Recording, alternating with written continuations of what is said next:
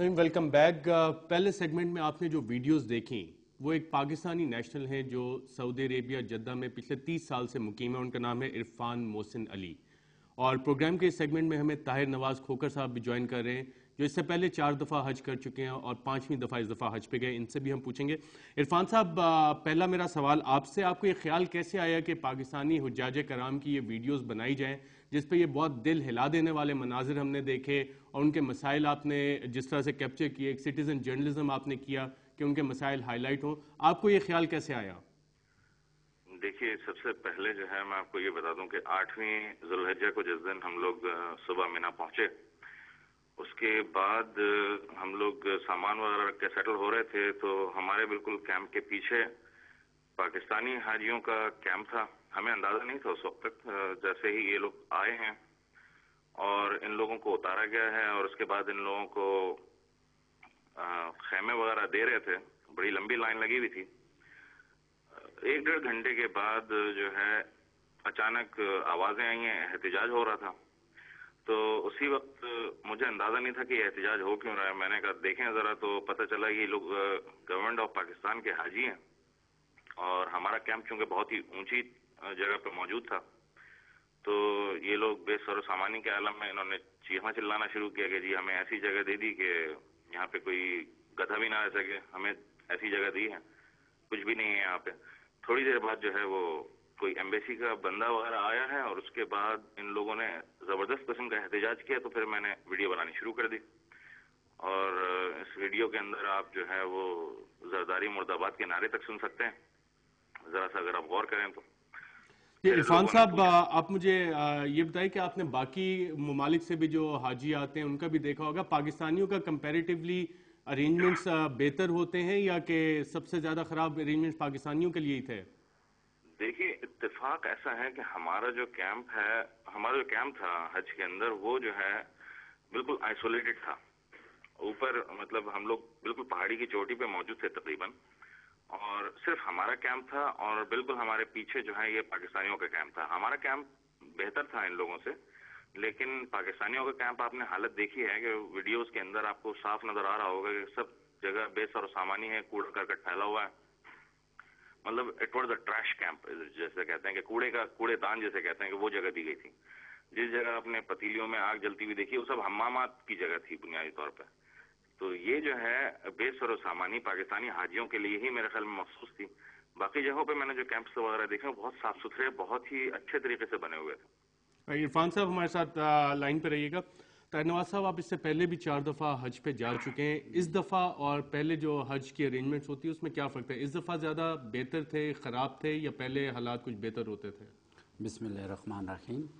پاکستان سے جو حاجی صاحبان ایک مقدس فریضے کے لیے یہاں سے جاتے ہیں، ان کے دل میں یہ چیز نہیں ہوتی کہ ہم کوئی تکلیف، یہ پہلے یہاں سے جاتے ہیں جب لوگ تو ان کے دل میں یہ چیز نہیں ہے. ایک مقدس وہاں پہ سعودی عرب پہنچے اس فریضہ حج کے لیے، تو جب یہ مینا کے لیے لے کے جاتے ہیں تو وہاں پہ جب تکلیف ہوتی ہے، یعنی کہ پچھلے سال بھی میں گیا یا اس سے بھی، لیکن اس سال ہر سال یعنی کہ کوئی نہ کوئی یہ جو آپ کو مشکلات ہوتی ہیں یہ خدا کی طرف سے حج جب آپ یعنی کہ حرام باندھتے ہیں. خدا کی طرف سے تو ہوتی ہیں لیکن حکومتوں کا بھی کچھ فرض ہوتا ہے کہ حاجیوں کو فیسیلیٹیٹ کریں. جیسے عرفان صاحب بتا رہے تھے کہ باقی ممالک کے حاجی آتے ہیں ان کے لیے اچھی فیسلٹیز ہوتی ہیں. بالکل یہی ہوتا ہے. ایسے کہ ہمارے ملک کے لیے جو بسیں ہمیں مہیا کی جاتی ہیں وہ ہمیں ٹائم پہ نہیں ملتی، وہ کوالٹی ان کی اچھی نہیں ہوتی. جنوبی آسیہ میں ہمارا ملک بھی آتا ہے لیکن ہر طرح کے ہمیں جو باتھ روم وہاں پہ ملتے ہیں وہ ہمیں اچھے نہیں ملتے. فیسلٹی کسی قسم کی پاکستانی جو جہاز ہوتے ہیں ان کو ایک ان کے سامنے. طاہر نواز صاحب، اس کی کیا وجہ ہے؟ آپ حج پہ جاتے رہے ہیں، آپ کے جو کانٹریکٹرز ہوتے ہیں ان سے بھی آپ کے روابط ہیں، ان کو بھی آپ جانتے ہیں. کیا وجہ ہے کہ پاکستانی حاجیوں کے ساتھ یہ سلوک روا رکھا جاتا ہے؟ وجہ یہ ہے کہ یہ جو پروگرام وہاں پہ بلڈنگ جو ہائر کرنے والے لوگ ہوتے ہیں یہ سارا کچھ ان کی ذمہ داری ہوتی ہے. ان کو یہ چیز ہماری جو سعودی گورنمنٹ جن کے ان کے ساتھ ان کا تعلق ہوتا ہے لازمی، اور یہ جو پاکستان سے جاتے ہیں جو وہاں پہ بلڈنگیں ہائر کرتے ہیں یہ ساری چیزیں ان کو دیکھنی ہوتی ہیں کہ یہ بلڈنگ جو ہم لے رہے ہیں اس میں پانی بجلی ہے یہ چیز ہے یا نہیں ہے. وہ تو کنٹریکٹ کر کے آ جاتے ہیں. جب حاجی لوگ وہاں پہ پہنچتے ہیں وہ تھکے ماندے پاکستان سے جب وہ بلڈنگوں میں اتنا سفر کر کے بسوں میں وہاں پہ پہنچتے آگے دیکھتے ہیں نہ تو اس میں پانی ہے نہ اس میں بجلی ہے. تو ظاہر ہے کہ انہوں نے پھر احتجاج کرنا ہے. اور دوسرے ملک کے جو حاجی لوگ ہیں، میرا خیال ہے کہ کسی کو بھی ایسی پرابلم ہم نے نہیں دیکھی. دوسرے ممالک کے لیے بہتر انتظامات ہوتے ہیں، بہت بہتر ہوتے ہیں. یہاں تک کہ ہمارے جو انڈیا کے لوگ، ہمارا اسلامی اپنا ہمسایہ ملک ہے، وہاں کے لوگوں سے ہمارا جب میل جول ہوتا ہے تو وہ جو انڈین ہیں وہ کہتے ہیں جی کہ ہمیں فیسلٹیاں آپ سے زیادہ دی جاتی ہیں، آپ کے اسلامی ملک ہونے کے ناطے آپ کی گورنمنٹ آپ کے ساتھ تعاون کیوں نہیں کرتی.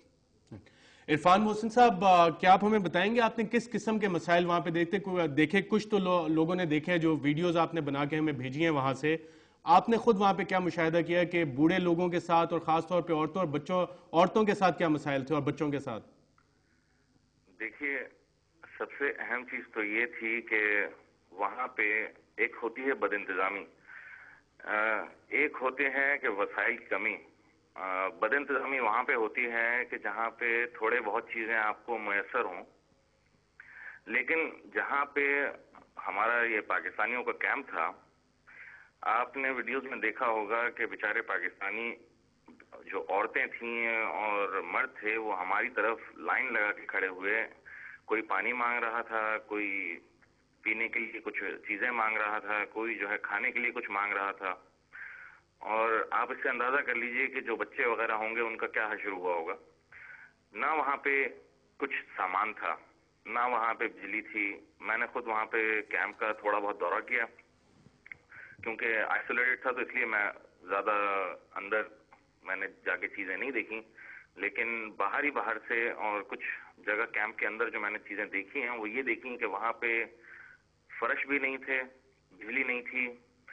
جس دن احتجاج ہوا ہے اس دن تھوڑا بہت ان کے لیے پینے کھانے کا انتظام ہو گیا تھا سعودی حکومت کی طرف سے، شاید وہ بھی مجھے اندازہ ہے کہ شاید پاکستانی حکومت کی طرف سے نہیں ہوا ہوگا. عرفان صاحب، ہم نے یہاں پہ کچھ لوگوں سے یہ بھی کہتے سنا کہ وہ مناسک حج بھی ادا نہیں کر سکے. اس کی کیا وجہ تھی جو پاکستانی حجاج صحیح طرح سے مناسک حج نہیں ادا کر سکے، خانہ کعبہ کا طواف نہیں کر سکے، وہاں جا نہیں سکے، شیطان کو کنکریاں نہیں مار سکے؟ پرابلم ساری یہ تھی کہ وہاں پہ پاکستانیوں کو لا کے ڈمپ کیا گیا تھا اور ان کو پھر اللہ کے نام پہ چھوڑ دیا گیا. اب جو پاکستانی حجاج وہاں پہنچے ہیں، دیکھیں ہم لوگ جو ہیں، ہم لوگ یہاں رہنے والے ہیں، ہمیں زبان بھی آتی ہے، ہم یہاں پہ موو بھی کر سکتے ہیں آرام سے. پاکستانی حجاج وہاں پہ عبادت کرنے گئے تھے اور وہاں پہ لے جا کے جب ان کو ڈمپ کیا گیا اور ان کو پھر چھوڑ دیا گیا تو وہاں پہ بیچارے نہ ان کو کچھ پتا تھا کہ کرنا کیا ہے. جن کو پتا تھا وہ وہاں پہ چونکہ اپنے مینا کا ایریا بہت بڑا ہے وہاں کھو گئے. پلس یہ کہ ان کے لیے ٹرانسپورٹ کوئی نہیں تھی، ٹرانسپورٹ کے علاوہ وہاں پہ کچھ کھانے کو نہیں تھا. اب جو یہاں پہ لوگ، آپ نے ایک حاجی کو شاید سنا ہو تو اس نے بولا کہ اس نے طواف قدوم جو کہ آنے کے بعد طواف کرنا ہوتا ہے وہ نہیں کیا. ایک صاحب نے طواف زیارہ جو عید کا دن ہوتا ہے اس دن کرنا ہوتا ہے. بالکل عرفان صاحب، پروگرام رپورٹر میں شرکت کا شکریہ. ناظرین، یہ وہ لوگ تھے جن سے عرفان محسن صاحب جو کہ پاکستانی ہیں لیکن سعودی عربیہ میں سیٹلڈ ہیں، انہوں نے ویڈیوز بنا کے ہمیں بھیجی تھی اور یہ صرف چند لوگوں کے مسائل تھے اور بہت سارے ایسے ہیں جو کہ کیمرے کی آنکھ پہ کیپچر نہیں ہو سکے جنہوں نے مسائل فیس کیے ہوں گے. طاہر نواز کھوکر صاحب، آپ کا بھی پروگرام رپورٹر میں شرکت کا شکریہ. ناظرین، پروگرام کے اگلے سیگمنٹس میں ہم آپ کو وہ ڈاکومنٹس دکھائیں گے، وہ تحقیقات بتائیں گے جو حکومت پاکستان نے اس سلسلے میں آرڈر کی اور کون لوگ اس میں انوالو تھے. ایک وقفے کے بعد.